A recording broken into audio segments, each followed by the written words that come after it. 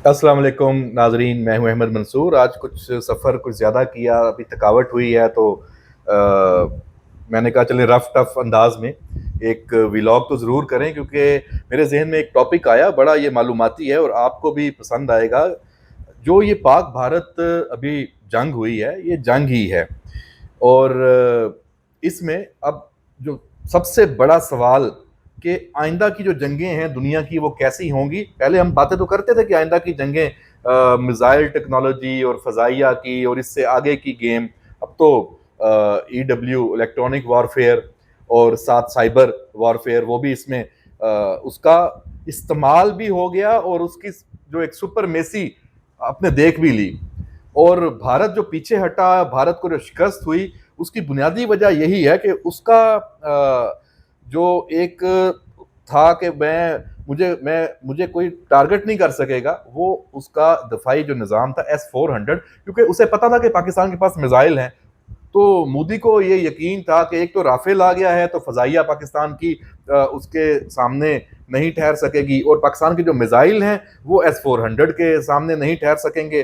तो जवाब में पाकिस्तान बिल्कुल भी दिफा नहीं कर पाएगा। ये उसकी अपनी एक थ्योरी थी, और ये थ्योरी जो प्रैक्टिकल में फेल हो गई। उसके बाद हाथ पांव फूल गए और आपने देखा कि जंग बंदी के लिए फिर वो भागता फिरा और ट्रंप को बीच में लेके आ गया। अब मिसाइल टेक्नोलॉजी, तो आज के वीलॉग में कि इस वक्त दुनिया में, अब जाहिर सी बात है पाकिस्तान ने भी इससे आगे का सोचना है, सोच भी रहे हैं। हमें आपको बताएंगे थोड़ी, क्योंकि यहाँ बहुत सारी चीजें तो इस जंग में जो सामने आई हैं आपके और मेरे नॉलेज में भी नहीं थी, कि हमें तो ये आइडिया ही नहीं था कि साइबर वॉर में पाकिस्तान और पाक फजाइया इस हद तक आगे है कि जो आईटी के का चैंपियन अपने आप को समझता है इंडिया, वो उसको ऐसी हजीमत का सामना करना पड़ा।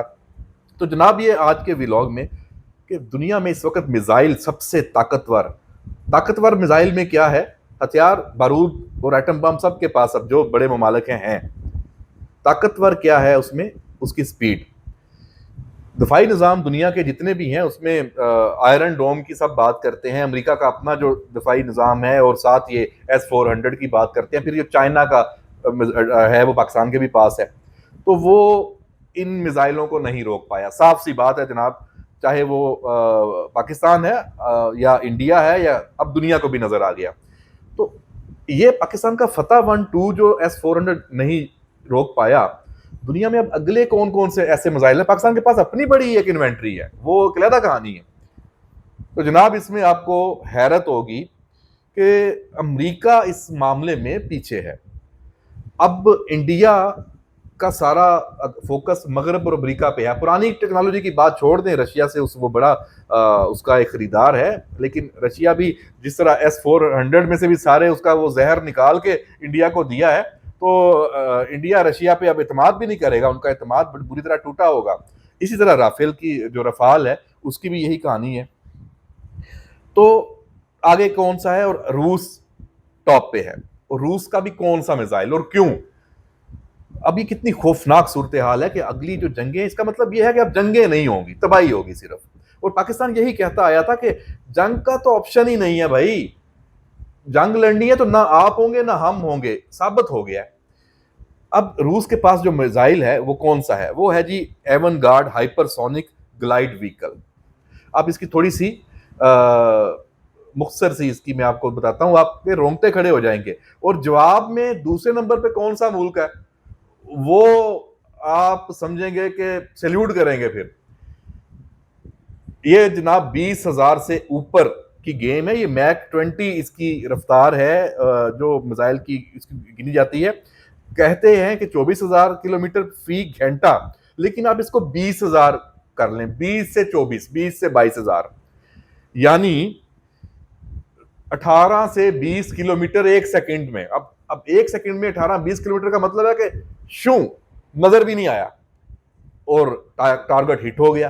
तो जनाब, ये जब रूस के पास मिसाइल है, तो ना अमेरिका रूस के साथ जंग लड़ने का सोच रहा है, ना कोई और। अब रूस ने यूक्रेन के खिलाफ ये इस्तेमाल नहीं किए, वो एक अलग टेक्निकल और टैक्टिकल मामलात हैं कि अभी रूस वहां क्यों इस नहज में पहुंचा। जरूरी नहीं होता कि आप सारे हथियार किसी एक जंग के लिए इस्तेमाल करें, इनके अपने अपने मकासद हैं। तो ये बका की जंग के लिए रखे जाते हैं, अब ये स्ट्रेटेजिक नोयत के अब ये वेपन्स हैं। अब जनाब दुनिया का कोई एंटी जो मिसाइल सिस्टम है वो इस मिसाइल को, ये कंफर्म है, नहीं रोक सकता।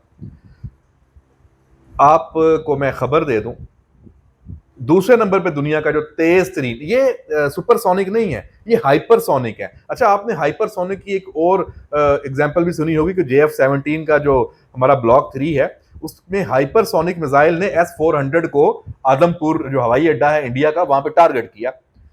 तो हाइपरसोनिक की भी सुपर किस्म है ये। तो जनाब इसके बाद दुनिया में आपका मुल्क है जनाब पाकिस्तान। अच्छा, आप यकीन नहीं करेंगे अब कैसे आपका मुल्क है। क्यों? क्योंकि दूसरे नंबर पे जो मिसाइल है उसका मैं नाम बता देता हूं, वो जी DF-ZF। ये तकरीबन उससे आधा है जो रशिया के पास, लेकिन इससे मुकाबले में कोई भी और नहीं है। 10 से 12 हजार किलोमीटर फी घंटे की रफ्तार का मिसाइल है भाई पाकिस्तान के पास। इसलिए है कि JF-10C किसका जहाज है? किसका है? चाइना का। तो जिसका मैं नाम ले रहा हूं ये भी चीन का है। तो चीन का हुआ तो आपका हुआ। तो जनाब आपको मुतमिन रहना चाहिए कि मिसाइल के मामले में पाकिस्तान इस वक्त अनबीटन है इस पूरे रीजन में। और खास तौर पे जहां इंडिया की बात आए, भले आप इसराइल को भी बीच में शामिल कर लें, क्योंकि आपका जो शाहीन है वो भी 2750 किलोमीटर है। आपका तो फतह 1-2 इंडिया नहीं रोक सका। ठीक हो गया। तो ये जनाब आप देख लें कि ये मैं सिर्फ इन दो मिसाइलों की, एक तो ये एवन गार्ड है, जंग अब इसी की है, मिसाइल, फजाइया और आपकी जो इलेक्ट्रॉनिक वॉरफेयर और साइबर वॉरफेयर। और आपकी जो आर्मी है, पाक फौज है, उसके पास अब मिसाइल टेक्नोलॉजी सारी, हमारा जो स्ट्रेटेजिक विंग है वो आप देख लें। फिर जो आपकी सरहदें हैं वहां तो अब इंडिया वो भी अब काम नहीं कर सकता कि 1 इंच भी आगे आ जाए। LOC पे अब ये कहानियां चल रही हैं कि पाकिस्तान की SSG ने तो अंदर भी पहुंच गए थे और वो सारा। तो इस मौके पे अभी अब इस पे मजीद डिबेट की जरूरत नहीं है, अमन हो गया है, ट्रंप बीच में आ गया है। अब आज जो शहबाज शरीफ ने पसरूर और सियालकोट में बॉडी लैंग्वेज थी, जो तकरीर की है, और आर्मी चीफ साथ है, एयर चीफ साथ है, कमाल की बात है। और जो ना सिर्फ मोदी को बल्कि ट्रंप को भी, ट्रंप ने कहा था ना कि ट्रेड करें, तो आज शहबाज शरीफ ने कह दिया है कि कश्मीर और जो पानी और जामे आप मुज़ाकरात करें, उसके बाद ट्रेड की बात करें, हम तैयार हैं। तो अब बेसिकली ये बिल वास्ता ट्रंप को मैसेज है कि जनाब आप सालस हैं, आपने बीच में आए हैं, बहुत आपकी मेहरबानी, आपने पाकिस्तान के मौकफ को ऑनर किया है, आपने इस खित्ते के अमन की बात की है। और ट्रंप जो कहता है ना मैं जंगे खत्म करने आया हूं, तो ये टेस्ट केस है। पाकिस्तान और इंडिया के दरमियान जंगी सूरत हाल खत्म होगी कश्मीर की वजह से। तो देखते हैं कि सदर ट्रंप इस पे क्या इनिशिएटिव लेते हैं और बाकी दुनिया कैसे दोनों को बीच में बिठाती है। पानी का मसला भी है, चीजें हैं, तो ये बड़ी डेवलपमेंट होनी है। और पाकिस्तान पे के हवाले से मैं आपको खबर दे दूं, हर लेवल पे इस पे वर्किंग शुरू हो चुकी है, क्योंकि अब बात मेज पे तय होनी है।